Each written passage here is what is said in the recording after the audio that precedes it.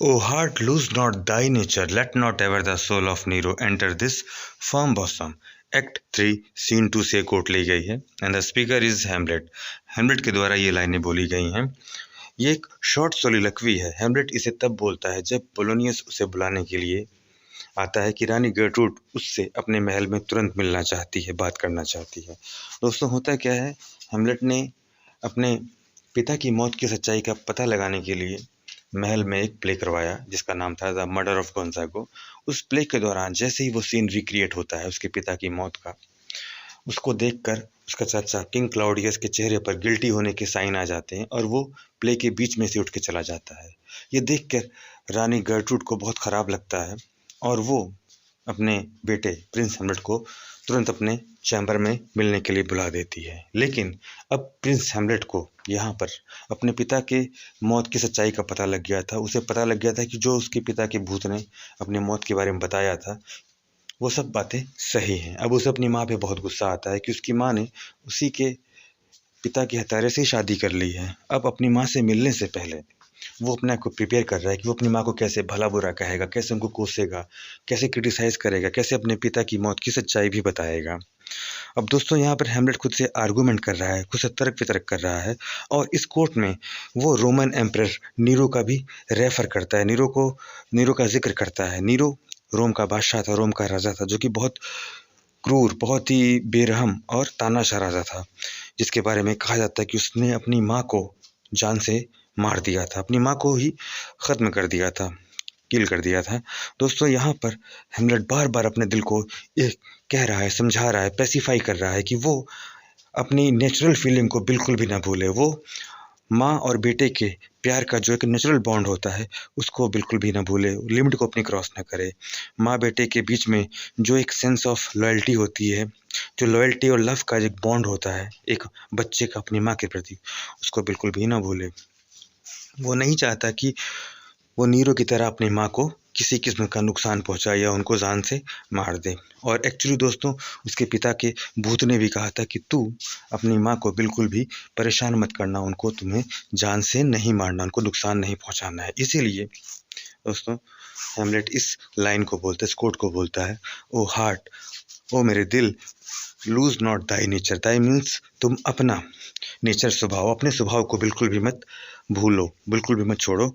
Late not ever the soul of Nero enter this firm bosom, the firm bosom, this firm bosom. इस firm का मतलब मजबूत, bosom का मतलब सीना या छाती। इस मजबूत सीने में, मजबूत छाती में कभी भी नीरो की आत्मा को मत अंदर आने दो। Let me be cruel, not unnatural. I will speak daggers to her, but use none. Act 3 scene 2 से कोट ली गई है and the speaker is Hamlet. Hamlet के द्वारा ये लाइनें बोली गई हैं जब वो अपनी माँ से मिलने के लिए जाने वाला होता है। दोस्तों, हेमलेट अपनी माँ को मिलने से पहले उनसे क्या क्या बात करेगा, इसी चीज़ की वो प्रिपरेशन इन लाइनों में कर रहा है। हेमलेट को अब पता लग गया है कि उसके पिता की मौत की सच्चाई क्या है, उसके पिता को किसने मारा है। इसीलिए उसे अब अपनी माँ पे बहुत गुस्सा आता है कि उन्होंने उसके पिता के हत्यारे यानी कि किंग क्लाउडियस से ही शादी कर ली है। वो अब उनसे नफरत करने लग पड़ा है। उसे इतना गुस्सा है कि वो चाह रहा है कि मैं अपनी माँ को मार डालूं। लेकिन उसे अपने पिता के भूत के द्वारा कही गई बात को याद है, जिन्होंने कहा था कि उसे अपनी माँ से किसी किस्म का बदला नहीं लेना है, उनको किसी भी किस्म की क्षति नहीं पहुंचाना, नुकसान नहीं करना है। हेमलेट अपने मन में प्लानिंग कर रहा है कि वो अपनी माँ से मिलकर उनको अपने पिता की मौत की सच्चाई बताएगा। वो उनको बताएगा कि वो उनकी और किंग क्लाउडियस की शादी के बारे में क्या सोचता है। वो उन्हें क्रिटिसाइज करना चाहता है, लेकिन इन सब चीज़ों को करने पर वो अपनी मर्यादा को नहीं छोड़ना चाहता है। वो अपने पिता के भूत के द्वारा कही हुई बात को अपने दिल दिमाग में बिठाना चाहता है। इसीलिए वो इस लाइनों को बोलता है और कहता है, लेट मी बी क्रूअल, कि मुझे कठोर बनने दो, मुझे निर्दयी बनने दो, नॉट अननेचुरल, लेकिन अप्राकृतिक नहीं, लेकिन मैं अपनी मर्यादा में रहूँगा, मैं अपनी मर्यादा को नहीं छोड़ूंगा। I will speak daggers to her, her मतलब यहाँ पर क्वीन गर्ट्रूड यानी उसकी माँ, कि मैं अपनी माँ को, मैं क्वीन गर्ट्रूड को डैगर्स की तरह, डैगर्स दोस्तों मतलब खंजर, खंजर का ऊपरी सिरा बहुत नुकीला होता है और साइड में तेज धार होती है कि मैं अपनी माँ को खंजर के समान तेज, तीखे, नुकीले शब्दों का इस्तेमाल करूँगा। मैं खंजर जैसे तेज, तीखे, नुकीले शब्दों के ज़रिए अपनी माँ के कलेजे को, माँ के दिल को छलनी कर दूँगा, उनको घायल कर दूँगा। अपने शब्दों के बाण से ही मैं उनको घायल कर दूँगा। लेकिन एक्चुअली मैं उन पे किसी भी किस्म के हथियार का इस्तेमाल नहीं करूँगा। मैं उनको सचमुच में किसी खंजर से या किसी तीर से, तलवार से, कृपाण से उनको मारूँगा नहीं। उनको किसी भी किस्म का मैं फिज़िकली हार्म नहीं करूँगा। Oh my offence is rank, it smells to heaven. Act 3 scene 3 से कोट ली गई है and the speaker is Claudius. ये क्लाउडियस के द्वारा बोली गई सोलिलोक्वी है।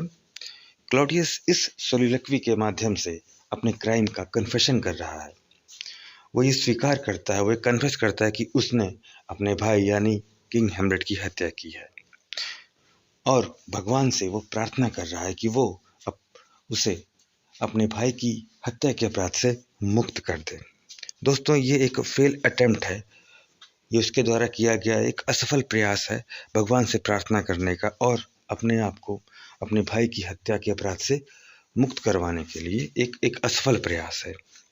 दोस्तों, होता क्या है कि प्रिंस हेमलेट ने महल में अपने पिता की मौत की हत्या की सच्चाई का पता लगाने के लिए एक ड्रामा करवाया, एक प्ले करवाया और उस प्ले में अपने पिता की हत्या का वही सीन रिक्रिएट करवाता है, जिसे देखकर किंग क्लाउडियस एकदम से घबरा जाता है। उसके चेहरे पे गिल्टी होने के साइन दिखने लग पड़ते हैं और वो प्ले को रुकवा के तुरंत अपने महल वापस आ जाता है और भगवान से अपने कदमों में झुककर अपने इस हत्या का, अपने इस अपराध का कन्फेशन करता है और भगवान से माफ़ी मांगता है कि मैंने अपने भाई की हत्या की है, मुझे इस अपराध से मुक्त कर दो। वो बोलता है, oh my offence is rank.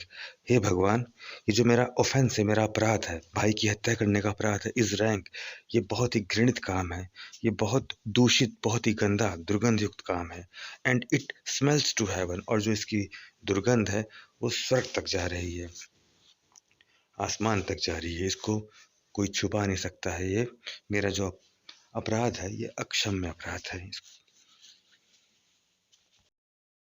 A villain kills my father and for that I, his sole son, do this same villain sent to heaven. Act 3 scene 3 से कोट ली गई। The speaker is Hamlet.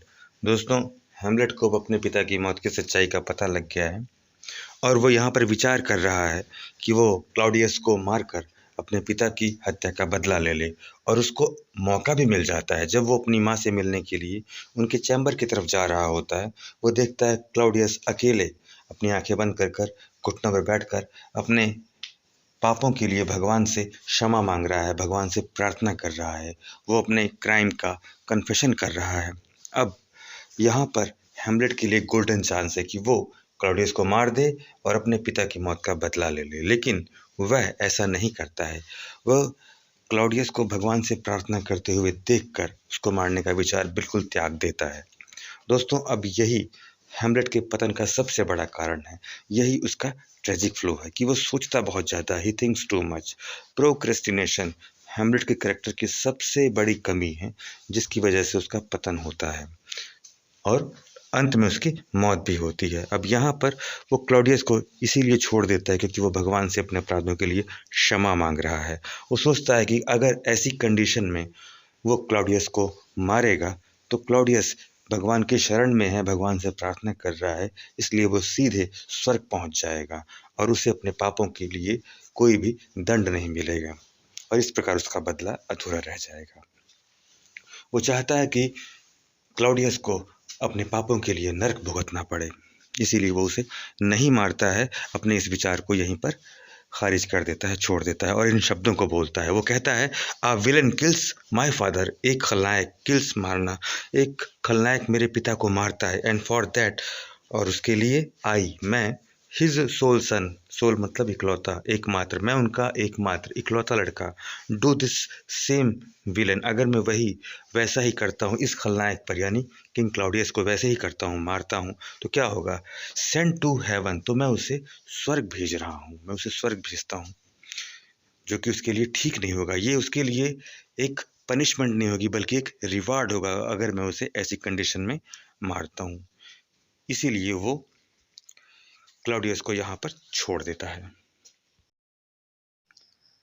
O Hamlet thou hast cleft my heart in twain. Act 3 scene 4 से quote ली गई है and the speaker is Gertrude. रानी Gertrude के द्वारा ये लाइन बोली गई है। रानी गर्ट्रूड हेमलेट को अपने पास मिलने के लिए चैम्बर में बुलाती हैं, जहाँ पर हेमलेट क्वीन गर्ट्रूड को उनकी क्लाउडियस के साथ शादी को लेकर बहुत बुरा भला कहता है, बहुत क्रिटिसाइज करता है। वो उन पे दोष लगाता है कि उन्होंने उसके पिता ओल्ड हेमलेट की मौत का शोक भी नहीं मनाया सही ढंग से, और अपनी सेक्सुअल डिज़ायर को पूरा करने के लिए अपनी एडल्ट्री के कारण क्लाउडियस के साथ शादी कर ली। वो उनको बहुत कोसता है। वो कहता है कहाँ उसके देवताओं के समान पिता और कहाँ क्लाउडियस। क्लाउडियस तो उनके पिता के किसी भी एंगल से उनके बराबरी का नहीं था, समान नहीं था। बावजूद इसके क्वीन गर्ट्रूड ने उनसे शादी कर ली है। क्वीन गर्ट्रूड ने उसके पिता के विश्वास के साथ घात किया है। अब हेमलेट की इन कड़वी बातों सुनकर क्वीन गर्ट्रूड को बहुत दुख होता है, बहुत कष्ट होता है, और वो उसे दुख में बोलती हैं कि अब वो उसे कोसना बंद करे। वो कहती हैं कि उसके इस जहरीले बातों से, जहरीले शब्दों से उनका दिल दो हिस्सों में बंट गया है, उनका दिल दो हिस्सों में विभाजित हो गया है। इसीलिए वो इन शब्दों को बोलती है। वो कहती हैं O Hamlet thou hast cleft my heart in twain. O Hamlet thou hast means you have, तुमने तो क्लेफ्ट माई हार्ट मेरे दिल को बांट दिया है। क्लेफ्ट का मतलब दोस्तों विभाजित करना, बांटना या चीर देना। तुमने तो मेरे दिल को चीर दिया है। इन ट्वेन, ट्वेन का मतलब दोस्तों जुड़वा या दो भागों में, दो। कहती है ओ हेमलेट तुमने तो मेरे दिल को दो भागों में बांट दिया है, मेरे दिल को दो हिस्सों में चीर दिया है। I must be cruel only to be kind. Act 3 scene 4 से कोट ली गई and the speaker is Hamlet. Hamlet इस लाइन को अपनी माँ क्वीन गर्ट्रूड को बोल रहा है जब उससे गलती से पोलोनियस की हत्या हो जाती है। पोलोनियस जो कि पर्दे के पीछे छुपा हुआ उन दोनों की बातें सुन रहा होता है, लेकिन हेमलेट को लगता है कि ये क्लाउडियस है और वो पर्दे के आर पार अपनी तलवार घूंपकर पोलोनियस को गलती से मार देता है। उसको मारने के बाद हेमलेट ये लाइन अपनी माँ को बोलता है। अब इस लाइन में हेमलेट दो विरोधी आइडियाज़ को लेकर आया है। Be cruel to be kind, कि दयालु बनने के लिए उसे कठोर बनना चाहिए। अब इस प्ले के रेफरेंस में अगर हम ध्यान से देखें तो ये कॉन्ट्राडिक्शन अच्छे से आपको समझ में आ जाएगा। हेमलेट यहाँ पर क्लाउडियस को मारना चाहता है जिसने कि उसके पिता की हत्या की है। हत्या करने के बाद उसकी माँ के साथ शादी कर ली है। हेमलेट नहीं चाहता है कि उसकी माँ उसके पिता की हत्यारे के साथ पत्नी बन के रहे, उसकी प्रेमिका बन के रहे। इसीलिए वो चाहता है कि वो क्लाउडियस को मार के अपनी माँ को इस अपराध से बरी कर दे, अपनी माँ को इस अपराध से शुद्ध कर दे। इसीलिए वो इस लाइन को बोलता है I must be cruel only to be kind, कि मुझे दयालु बनने के लिए, मुझे आपका जीवन सही करने के लिए आपके प्रति कठोर बनना पड़ेगा, मैं आपके प्रति क्रूअल बनना पड़ेगा। दोस्तों आप इसको ऐसे भी समझ सकते हैं कि जैसे हमारे पेरेंट्स कभी कभी हमारे हित में बहुत हार्ड डिसीजंस लेते हैं, हमारे लिए बहुत कठोर बन जाते हैं, क्रूअल बन जाते हैं, लेकिन उनका इंटेंशंस हमारे लिए कोई गलत करना नहीं होता है, हमारे फ्यूचर को सिक्योर करना होता है ताकि हम किसी गलत रास्ते पे ना चलें। एज ए टीचर्स हम लोग भी बच्चों के लिए बहुत उनको डांटते हैं, उनके लिए क्रूअल बन जाते हैं, कठोर बन जाते हैं, लेकिन हमारा भी इरादा उनके भविष्य को बेहतर बनाना होता है ताकि बच्चे हमारे बिगड़े नहीं और वो लोग अपने फ्यूचर में अच्छा करें। इसीलिए शेक्सपियर ने हेमलेट के माध्यम से इस लाइन को यहाँ पर यूज़ किया है, I must be cruel only to be kind, कि दयालु बनने के लिए मुझे कठोर बनना चाहिए। The body is with the king but the king is not with the body. Act 4 scene 2 से कोट ली गई। The speaker is Hamlet. Hamlet के द्वारा ये लाइन बोली गई है। हेमलेट इन लाइनों में एक पजलिंग आंसर दे रहा है, एक पहेलियों में जवाब दे रहा है रोजेनक्रिंस और गिल्डेस्टन को, जब वो लोग उससे पोलोनियस की बॉडी के बारे में पूछते हैं, पोलोनियस के शव के बारे में पूछते हैं, पोलोनियस जो कि हेमलेट के द्वारा धोखे से मारा गया था। अब इन लाइनों में हेमलेट उनको घुमा फिरा कर पहेलियों में जवाब देता है वो कहता है the body is with the king but the king is not with the body. उसके कहने का आप मतलब ऐसे लगा सकते हो, वो कहना चाहता है रहस्यमयी भाषा में घुमा फिरा कर कि किंग क्लाउडियस ने तो अपने अपराध पे पर्दा डाला हुआ है जो कि उसने मर्डर किया हुआ था, और अब वो एक शव के बारे में, एक बॉडी के बारे में पूछ रहा है। वो बॉडी जो कि अब एक सिर्फ चीज़ बन गई है, एक वस्तु बन गई है, क्योंकि उसमें से आत्मा कब की धरती छोड़ चुकी है।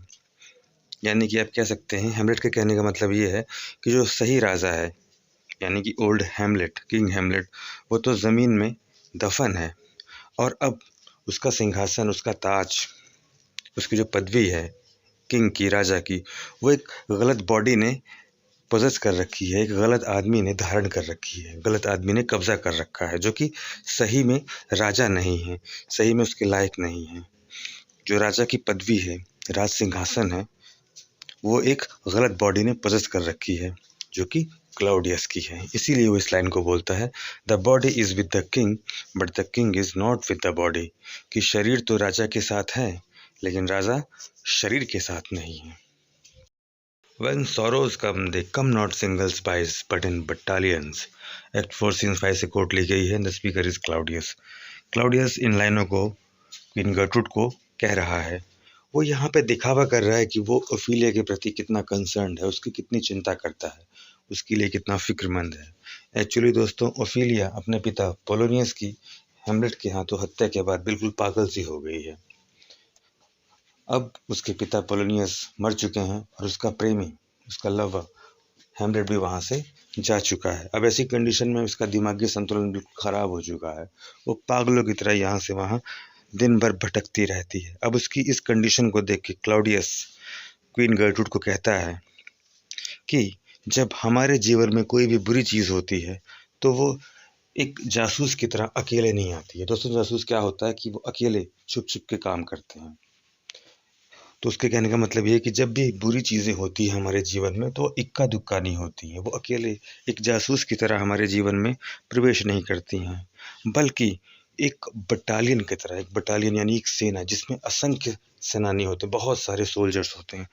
तो जब भी हमारे जीवन में बुरी घटनाएं होती हैं तो वो एक बहुत बड़ी संख्या में, यानी कि हम चारों तरफ से मुसीबतों से घिर जाते हैं। मुसीबतें इक्का दुक्का नहीं आती हैं। जब आदमी परेशान होता है, जब आदमी मुसीबत में आता है तो चारों तरफ से मुसीबतों में घिर जाता है। इसीलिए वो इस लाइन को बोल रहा है व्हेन सॉरोज कम, कि जब दुख आते हैं दे कम नॉट सिंगल स्पाइस, तो वो एक जासूस की तरह नहीं आते हैं, जासूस जो अकेले ही काम करते हैं, बट इन बटालियंस, बल्कि दुख एक बटालियन की तरह, एक सेना की तरह आते हैं जिसमें बहुत सारे सोल्जर्स होते हैं, यानी दुख हमको चारों ओर से घेर लेते हैं। Alas, poor Yorick, I knew him, Horatio. Act 5 scene 1 से कोट ली गई है। The speaker is Hamlet. Hamlet यह लाइनें अपने मित्र होरेशियो को एक ग्रेवयार्ड में बोल रहा है, एक कब्रिस्तान में बोल रहा है। यहाँ पर वो एक दार्शनिक की भांति, एक फिलोसफर की भांति जीवन की नश्वरता के ऊपर बात कर रहा है। जब वो यॉरिक जो कि एक जस्टर था राज दरबार में, एक विदूषक था, एक मस्करा था जो लोगों को हंसाया करता था, उसके कंकाल को दिखता है, उसकी खोपड़ी को देखता है, तो उसको हाथों में लेकर इस लाइन को बोलता है, alas for Yorick, I knew him Horatio. Horatio, मैं इसे जानता था, ये बेचारा गरीब यॉरिक था। यहाँ पर हेमलेट यॉरिक की खोपड़ी को अपने हाथों में लेकर दूसरे जीवित लोगों के साथ कंपेयर कर रहा है। उसका कहना है कि यॉरिक जब जीवित था तो उसके हंसी मजाक से पूरा महल जीता जागता रहता था, लेकिन आज उसकी दशा देखो, आज वो कंकाल के रूप में यहाँ पे मिट्टी में पड़ा हुआ है। आदमी की हस्ती क्या है? आदमी मिट्टी से बना है और लास्ट में मिट्टी में ही मिल जाता है। चाहे वो अलेक्जेंडर द ग्रेट हो जिसने कि पूरे संसार को जीता हुआ था, लेकिन अंत में उसको भी 2 गज जमीन ही मिली। इसीलिए हमको किसी भी किस्म का लालच, किसी भी किस्म का घमंड नहीं करना चाहिए, चाहे वो धन का हो, दौलत का हो, शासन का हो, पावर का हो। हमको किसी भी चीज का घमंड नहीं करना चाहिए। वो कह रहा है कि ये भाग्य और मौत, ये मानव जीवन में इनएविटेबल है, अनअवॉइडेबल है। कोई भी आदमी इनसे बच नहीं सकता है। आपको भाग्य से बढ़कर कभी भी कुछ मिलेगा नहीं, और मौत ये जीवन की पहली और अंतिम सच्चाई है, एक अटल सच्चाई है, चाहे राजा हो चाहे रंक हो। सबको अंत में शमशान में ही जाना है, सबको अंत में कब्रिस्तान में ही जाना है। हमारा जीवन मिट्टी से बना है, अंत में मिट्टी में ही मिल जाएगा। जब तक जीवन है तब तक मृत्यु भी है। मृत्यु एक नेचुरल फिनोमिना है जो कि कभी भी खत्म नहीं होगा। इसलिए हमें किसी भी चीज पे घमंड बिल्कुल भी नहीं करना चाहिए, क्योंकि ये शरीर नश्वर है। Sweets to the sweet farewell act 5 scene 1 से कोट ली गई है and the speaker is Gertrude. ये लाइन गर्टरूड के द्वारा ओफिलिया के फ्यूनरल पे बोली गई है, ओफिलिया के अंतिम संस्कार पे बोली गई है। यहाँ पे स्वीट्स स्वीट नहीं है बल्कि फ्यूनरल बुके हैं, अंतिम संस्कार में यूज होने वाले फूल या गुलदस्ते हैं, जिन्हें की क्वीन गर्टरूड ओफिलिया की कब्र में बिखेरती है या डालती है। यहाँ पर वो कहना चाहती है कि अच्छे लोगों के साथ अच्छी चीज़ें ही होनी चाहिए। वो ओफिलिया के लिए महसूस करती है कि ओफिलिया बहुत ही प्यारी लड़की थी, लेकिन उसे एक बहुत बुरी कंडीशन का सामना करना पड़ा, जिसकी वजह से उसको सुसाइड करना पड़ा। इसीलिए वो इस लाइन को बोलती है, sweets to the sweet farewell. I loved Ophelia. 40,000 brothers could not with all their quantity of love. Act 5 scene 1 से कोट ली गई। The speaker is Hamlet. Hamlet इन लाइनों को ओफिलिया की डेड बॉडी को ग्रेवयार्ड में देखने के बाद बोलता है, ओफिलिया के शव को कब्रिस्तान में देखने के बाद बोलता है। ये कोट सच्चाई को दिखाती है कि हेमलेट ओफिलिया से कितना प्रेम करता है, और फाइनली वो इस बात को एडमिट भी करता है। वो कहता है, आई लव्ड ओफिलिया, मैं ओफिलिया से बहुत प्रेम करता हूँ। 40,000 ब्रदर्स कुड नॉट, 40,000 भाई भी उतना प्रेम नहीं कर सकते। With all their quantity of love, अपने प्यार की पूरी सामर्थ्य और क्षमता के साथ भी उतना प्रेम नहीं कर सकते जितना कि मैं कर सकता हूँ। मैं उसके लिए मर सकता हूँ, मैं उसके लिए कुछ भी कर सकता हूँ। यहाँ पर शेक्सपियर ने हाइपरबली का यूज़ किया है हेमलेट का ओफिलिया के प्रति प्रेम को दिखाने के लिए, बहुत बढ़ा चढ़ा कर दिखाया गया है। लेकिन दोस्तों, यहाँ पर हेमलेट की प्रोक्रेस्टिनेशन की हैबिट को भी दिखाया गया है। वो चीज़ों को सही समय पे सही एक्शन नहीं लेता है। यहाँ पर उसने अपने प्यार का इजहार करने में बहुत देर कर दी, जिसका परिणाम ये हुआ कि वो ओफिलिया से हाथ धो बैठा। और यही प्रोक्रेस्टिनेशन की, यही चीज़ों को सही समय पे न करने की आदत लास्ट में उसके डाउनफॉल का, उसके पतन का भी कारण बनती है। There is a divinity that shapes our ends, rough you them how we will. Act 5 scene 2 से कोट ली गई। Speaker is Hamlet. हेमलेट इन लाइनों को अपने मित्र होरेशियो को कह रहा है। वो कहता है, देयर इज अ डिवाइनिटी, एक दिव्यता है, एक दैवीय शक्ति है जो हमारे अंत को शेप देती है, जो हमारे जीवन को एक आकार देती है, हमारे भाग्य का फैसला करती है, हमारे जीवन को काटती छाटती है, गढ़ती है। चाहे हम जो कुछ भी समझें, लेकिन वो अपने हिसाब से ही काम करती है। कहने का मतलब ये है, हेमलेट का ये मानना है कि हमारे जीवन में, इस संसार में बहुत सारी चीज़ें हैं जो आउट ऑफ कंट्रोल है, हमारे नियंत्रण से बाहर की हैं। वो ईश्वर के नियंत्रण में है। भगवान हमारे भाग्य का फैसला करता है, हमारे भाग्य का निर्धारण करता है। दूसरे शब्दों में हम कह सकते हैं कि हेमलेट का ये मानना है कि अपने जीवन में हमने चाहे कितनी ज़्यादा गड़बड़ी कर रखी हो, लेकिन भगवान हम सभी को वापस सही रास्ते पे ले आता है। इस बात को पुख्ता करने के लिए वो कहता है कि जब वो इंग्लैंड जहाज़ में जा रहा था, एक दैवीय प्रेरणा से, भगवान की प्रेरणा से एकाएक वो उठा और उसने राजा के लेटर को, राजा के पत्र को रोसेनक्रेंट्स और गिल्डस्टन से चुरा लिया, जिसमें उसके मौत का आदेश था, और उसने उस पत्र को बदल कर अपने जीवन को बचा लिया। यहाँ उसका ये मानना है कि भगवान चाहते थे कि हेमलेट अपना बदला पूरा करे, इसीलिए भगवान ने उसे प्रेरणा दी और वो अपने मकसद में सफल हुआ। इसीलिए वो इस लाइन को बोलता है, there is a divinity that shapes our ends, rough hew them how we will, कि एक दिव्यता है जो हमारे भाग्य का फैसला करती है, उसको शेप देती है, काटती है, छाटती है। चाहे हम जो कुछ भी समझें, वो अपने हिसाब से ही काम करती है। हम उसमें कुछ भी नहीं कर सकते, वो हमारे नियंत्रण से बाहर रहता है। There is a special providence in the fall of a sparrow, act 5 scene 2 से कोट ली गई है। The speaker is Hamlet. Hamlet इस वाक्य को अपने मित्र होरेशियो को कह रहा है, अपने और लेडीज़ के बीच फेंसिंग मैच से पहले, तलवारबाजी के मुकाबले से पहले। दोस्तों, लेडीज़ हेमलेट को एक डुएल के लिए चैलेंज करता है, एक तलवारबाजी के मुकाबले के लिए कहता है, और हेमलेट उसको एक्सेप्ट कर लेता है। लेकिन होरेशियो नहीं चाहता है कि हेमलेट उसके साथ तलवारबाजी का मुकाबला करे। उसको डर है कि ये क्लाउडियस की चाल है जो कि हेमलेट को मारना चाहता है, लेकिन हेमलेट उसको कन्विंस करते हुए इस कोट को बोलता है कि there is a special providence in the fall of a sparrow. Sparrow means चिड़िया, कि एक चिड़िया की मौत में भी भगवान की रज़ा होती है, भगवान की मर्जी होती है, भगवान का संरक्षण होता है। प्रोविडेंस का मतलब दोस्तों केयर ऑफ गॉड कह सकते हैं, या एक दैवीय संरक्षण कह सकते हैं, कि चिड़िया की मौत भी दैवीय संरक्षण में ही होती है। भगवान ने सबके लिए सब कुछ फिक्स कर रखा हुआ है। उसका यही विचार है कि हम अपने भाग्य को टाल नहीं सकते हैं, भगवान की मर्जी को टाल नहीं सकते हैं। अगर हमारे भाग्य में कुछ होना लिखा है तो ज़रूर होगा, अगर अभी नहीं होगा तो कुछ समय के बाद होगा।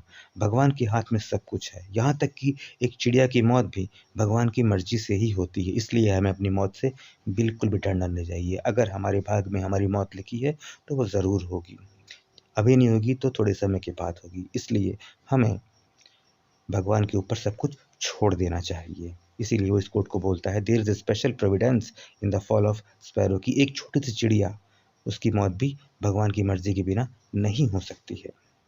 तो दोस्तों, ये कुछ इम्पोर्टेंट कोटेशंस थी जो प्ले हेमलेट से मैंने आपको बताई है। उम्मीद करता हूँ आपको अच्छी लगी होंगी।